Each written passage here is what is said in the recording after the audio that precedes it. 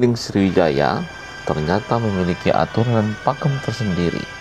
Menurut Kepala Dinas Pariwisata dan Kebudayaan Provinsi Sumatera Selatan, Aupah Sarokowi, tari gending hanya bisa ditarikan dalam sambutan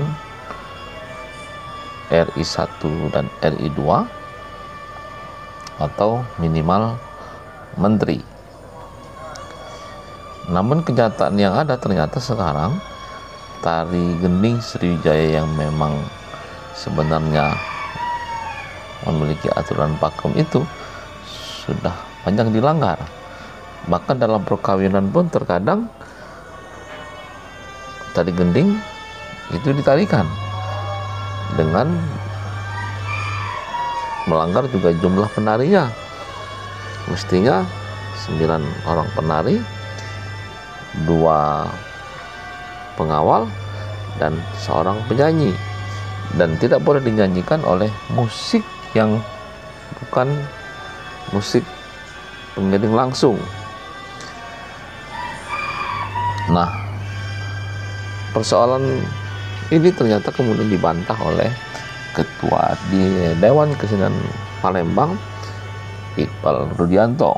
Menurut Iqbal Rudianto, saat ini semestinya tari gending Sriwijaya itu tidak hanya berdasarkan pakem, tapi harus berdasarkan kesepakatan antara seniman dan juga pihak-pihak terkait lainnya, sehingga nanti bisa dicari titik tengahnya, solusinya apakah memang khusus ditarikan ketika menyambut RI 1, RI 2 dan menteri. Karena kalau memang khusus untuk penyambutan tamu-tamu agung seperti itu, kapan masyarakat umum dan kapan orang-orang luar juga bisa melihat tari gending Sriwijaya itu ditampilkan? Bahkan mari kita saksikan perdebatan yang berlangsung dalam acara dialog seni yang digagas oleh Dewan Kesenian Sumatera Selatan. Hasilnya bahwa kita memiliki potensi atraksi yang tidak kalah menariknya dengan daerah-daerah lain. Nah, balik ke atraksi, kita diskusi panjang lebar lagi, kita banyak perdebatan. Tadi kata Yaibek Batang Hari 9, ketika luar dengan Batang Hari 9 itu bagusnya Yaibek. Nah, kapan? Siap. Mumpung masih ingat apa lagi? Lagi dulu, bicara Batang Hari 9, tolong ini para seniman semua ya, seniman budayawan ada di event organizer yang masih sering kita lupa dengan yang namanya tari gending Sriwijaya. Nah, itu kan aku ngomong ya udah. Nah, kau ngomong ya? Iya, oke. ngomong ya. Iya. Itulah ya, aku sampaikan. Iya. Supaya ini jangan salah persepsi. Iya. Kaget tari gending Sriwijaya ditampilkan acara kawinan.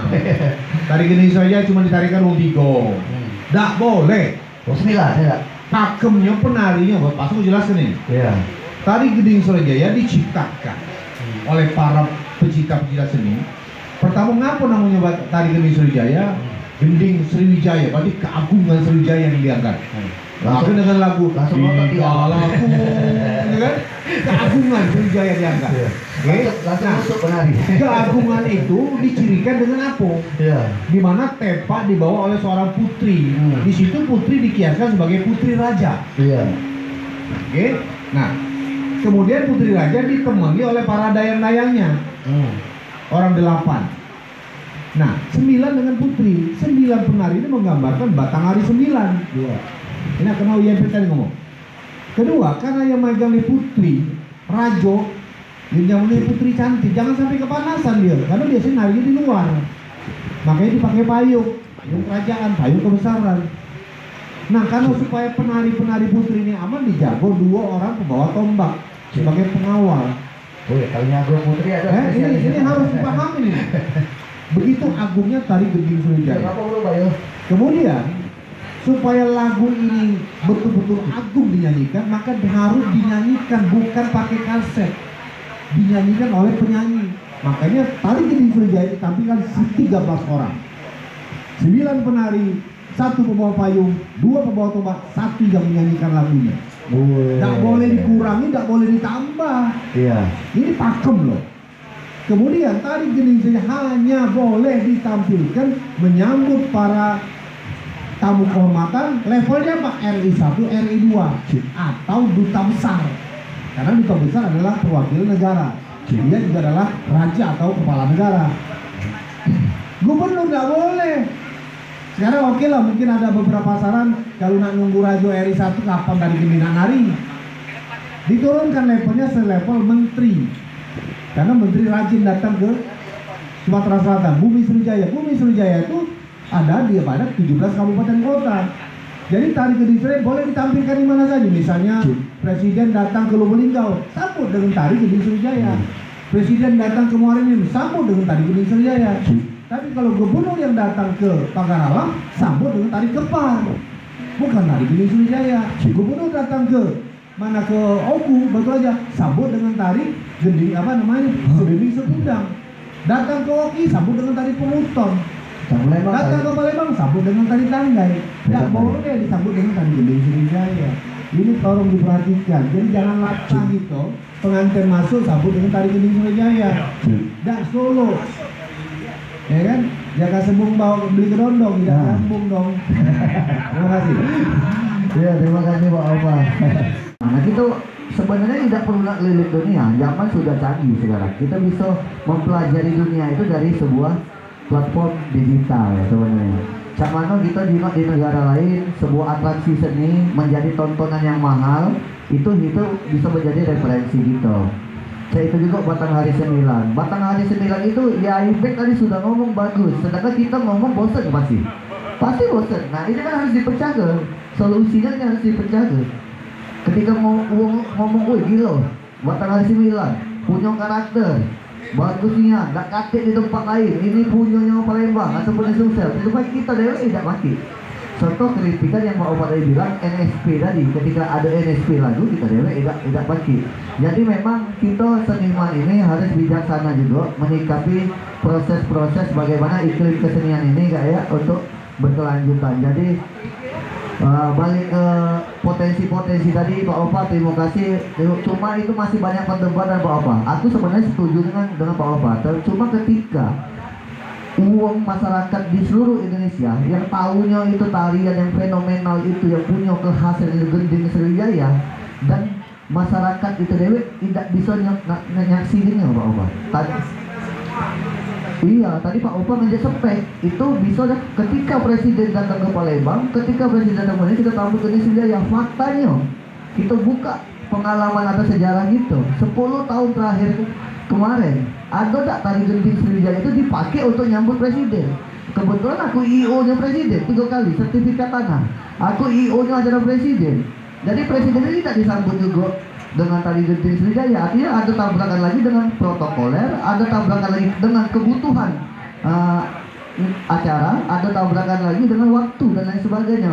Nah, yang jadi perdebatan kritisnya adalah kapan masyarakat kita dewek, masyarakat luar, ketika kita ngomong Gending Serinjaya, kapan mau nontonnya? Di mana mau nontonnya? Kapan itu dilaksanakan? Atau kan ada acara rutin yang setahun sekali dan lain sebagainya.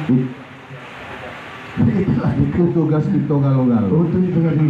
Artinya kenapa? Ini saya sampaikan karena masih banyak kita dewe yang ngaku seniman, kita dewe ngaku budayawan, kita tak paham dengan pakem itu. Makanya saya sampaikan. Nah kalau aku nyampaikan hari ini, kita yang hadirlah tahu, masih kita dewe nyingok, tidak betul diam baik, tapi kita tidak peduli dengan pakem itu. Iya. Itu kan begini. Ya, kalau kita peduli, ingatkan, nggak boleh. Misalnya, kita nak ganti presiden nih. Menurut cerita adat budaya Sumatera Selatan, kalau presiden datang disambut dengan tari gending. Wajib dong sama panitia. Gitu kan? Nah, karena kita tidak tahu, kita membiarkan. Siap. Jadi atau bahasanya, waktu cuma dikit. Nah, kalau cuma dikit jangan bikin acara sambut. Mengingat datang dari Heli langsung. Tapi kalau kita sambut dengan tari tanggai, salah. Karena sambutnya tari gending, tari tanggai. Yang datang presiden. Jadi tugas kita event organizer, EO, siapapun itu, ketua dewan kesenian, anggotanya ingat dengan yang nggak tahu. Terima kasih Pak Oba pencerahannya. Jadi balik ke lagi tadi Kak Yaya dan kawan-kawan. Jadi intinya adalah atraksi itu yang harus kita kuatkan. Nah di atraksi dewek itu masih banyak perdebatan. Contoh Genting Sriwijaya tadi banyak uang yang tidak tahu pakemnya dan lain sebagainya. Mungkin pakemnya mereka sudah tahu Pak Oba.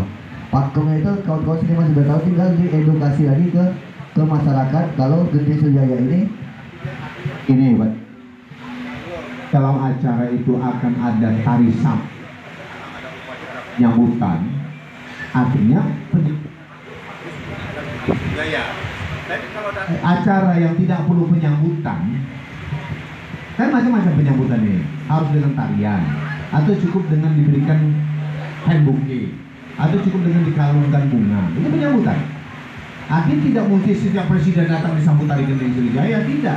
Lihat situasi. Kalau dia datang naik heli, datang mendarat di sawah, kira-kira. Mama, mana hari tari Genting di tengah sawah? Kan gitu. Jadi disesuaikan dengan kondisi maksud saya. Ya. Tapi kalau kita ingin memaksakan dengan penyambutan dengan tari, maka tari yang harus tampilkan wajib tari Genting Sriwijaya. Iya, itu intinya itu. Ya. Intinya adalah bagaimana kita menyaksikan tari Genting Sriwijaya sih sebenarnya. Intinya itu. Bukan masalah pakem, bukan masalah apa. Ketika kita bicara Genting Sriwijaya, orang kan wajar bertanya, kapan saya bisa melihatnya? Ketika kita jawab bisa melihat di saat penyambutan presiden dan tidak pernah terjadi, berarti kan bingung juga kita mempromosikan Genting Sriwijaya. Larinya turunannya banyak, kita masalah penarinya, kostumnya. Jadi penari Genting Sriwijaya sama kostum Sriwijaya tidak bakal dapat job. Kapan dia dapat jobnya? Tidak boleh dia jadi. Yang itu yang perlu kita kritisi untuk kita bangun sama-sama. Karena banyak juga perdebatan boleh atau tidaknya tari Genting Sriwijaya itu ditampilkan, itu berdasarkan kesepakatan, bukan pakem, bukan sejarah. Itu yang harus dipelajari oleh kawan-kawan. Jadi pakemnya itu adalah sejarahnya, cuma pada saat kapan ditampilkan itu berdasarkan kesepakatan para seniman dan budayawan. Nah mungkin suatu saat demi mempromosikan Genting Sriwijaya dan lain sebagainya, tidak ada salahnya kita berembuk lagi Pak Oma untuk membikinkan spesifikasi kapan saja bisa ditampilkan dan momentum apa saja bisa ditampilkan. Mungkin tujuan utamanya bukan menghalangi pakemnya atau menabrak dengan pakemnya, intinya ingin mempromosikan. Tujuannya adalah mempromosikan tadi Genting Sriwijaya sangat sakral itu sampai dibikin film dan lain sebagainya. Itu salah satu contoh atraksi. Ada tadi Batang Hari 9 dan lain sebagainya. Dan intinya terakhir kali mungkin kaget lah. Intinya itu kami dari Dewan Kesenian Palembang, teman-teman seniman sebenarnya sangat senang adu acara ini. Kalau bisa Pak Opa, Kak Yaya, kita bikin acara diskusi ini kan semakin hari semakin akrab, semakin tahu. Jadi kita tidak lagi saling curiga. Tadi sempat ada komunikasi yang aku tangkap dari para seniman tersebut pemerintah. Jadi Pak Opa agak ngomong aku lah 24 jam itu tidak ganti baju, tidak ngurusi budaya, ngurusi seniman, tidak dihargai uang. Maksudnya Pak Opa tuh pengen tahu bahwa sudah banyak juga yang dilakukan oleh Pak Opa juga terhadap seniman-seniman ini. Kami juga terima kasih. Mungkin yang Om Gato tadi komunikasi sama informasinya belum banyak. Nah mungkin kita harus jadikan tradisi pertemuan yang ini menjadi manfaat karena ini bulan baik, bulan Ramadan. Mudah-mudahan inisiatif teman-teman Dewan Kesenian Sumatera Selatan yang sudah menyelenggarakan kegiatan hari ini mampu diapresiasi dan dapat berkelanjutan di kemudian hari, sehingga tujuan akhirnya seniman dan semua pihak-pihak terkait dapat memberikan manfaat dan kontribusi terhadap diri sendiri, terhadap keluarga, bangsa, dan negara. Terima kasih. Assalamualaikum warahmatullahi wabarakatuh.